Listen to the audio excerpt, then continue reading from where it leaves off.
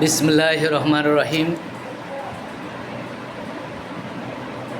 গতকাল 21/7/2025 ইং তারিখ রোজ সোমবার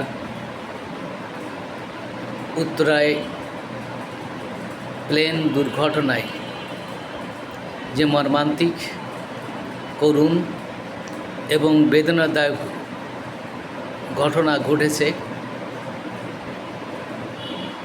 তার শোকে পুরো জাতি আজ শোকাহত এবং আজ জাতীয় শোক দিবসই পালন করা হচ্ছে। আপনারা জানেন যে প্রশিক্ষণ একটি প্লেন দুর্ঘটনার কবলে পড়ে মাইলস্টোন কলেজ স্কুল অ্যান্ড কলেজে যে আঘাত হানে, তৎক্ষণাৎ ওই সময় 16 জন, পরবর্তীতে 21 জন মতো শিক্ষার্থী নিহত হয় এবং 167 জন প্রচণ্ডভাবে দগ্ধ হয়। সবাই হাসপাতালে চিকিৎসাধীন আছে।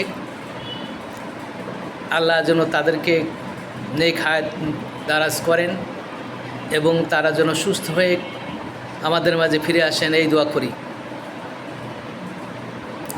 কিন্তু একটি প্রশিক্ষণরত প্লেন এই জনবহুল ঢাকা সিটির উপরে প্রশিক্ষণ নিবে, এইটি আমার কাছে অবান্তর মনে হয়। যারা নৌবাহিনীর কর্মকর্তা এবং উচ্চপদস্থ কর্মকর্তা এবং কর্মচারী রয়েছেন, তাদেরকে এই জিনিসটা বোঝা উচিত যে প্লেন যে কোনো মুহূর্তে ক্র্যাশ হতে পারে, দুর্ঘটনায় পড়তে পারে। সেজন্য এমন একটা জায়গা বেছে নেওয়া উচিত যেখানে প্লেন ক্র্যাশ হলে বা দুর্ঘটনায় কবলিত হলে জনগণের কোনো ক্ষতি হবে না। সেদিকে আমি প্লেন বিমান বাহিনী কর্তৃপক্ষের প্রতি অনুরোধ জানাই, তারা যেন এই দিকে বিশেষ দৃষ্টি দেন। প্লেন দুর্ঘটনায় বহু মানুষের প্রাণ গিয়েছে এবং ক্ষতিগ্রস্ত হয়েছে, অনেক কিছু ক্ষতি করেছে। অনেক যাদের যে মায়ের বুক খালি হয়েছে তাদের আর্তনাদে বাতাস মুখরিত হয়ে গেছে, করুণ দৃশ্যের মুখরিত হয়ে গেছে উত্তরার ওই এলাকাটা। সেজন্য আমাদেরকে ওইদিকে বিশেষ দৃষ্টি দেওয়া দরকার, যাতে তাদের চিকিৎসা, তাদের সেবা সুন্দরভাবে সেদিকে বিশেষ দৃষ্টি রাখা সবার উচিত। ইতিমধ্যে বিভিন্ন মহল থেকে বিভিন্ন কথাও আমরা শুনতে পাচ্ছি, অনেকে বিভিন্ন স্ট্যাটাস দিয়েছেন। তো আমি ওই ভাই বোনদেরকে বলবো,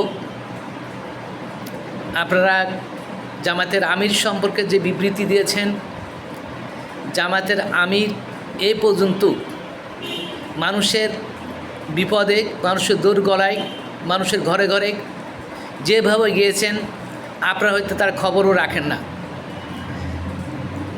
গত বছরে বন্যা দুর্গত এলাকায় সিলেটে জামাতের আমির প্রত্যেক ঘরে ঘরে ত্রাণ পৌঁছে দিয়েছে।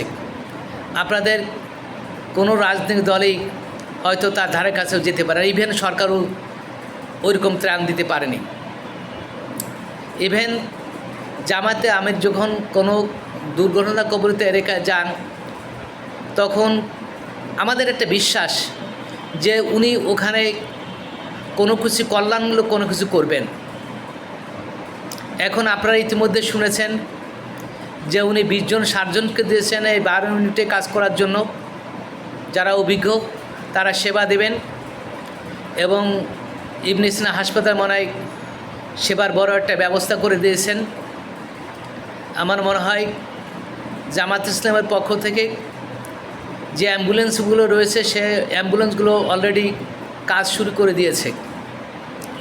তো ভাই, আপনারা না জেনে আপনারা অতিরিক্ত কথা না বলার জন্য আমি বিনীতভাবে অনুরোধ জানাই।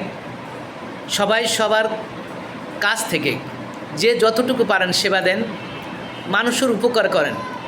আল্লাহ তাআলা যে লোকটি ঈমানের সাথে নিঃস্বার্থভাবে মানুষের উপকার করে, আল্লাহ তাআলা তার প্রতি খুশি হন এবং রাজি হন।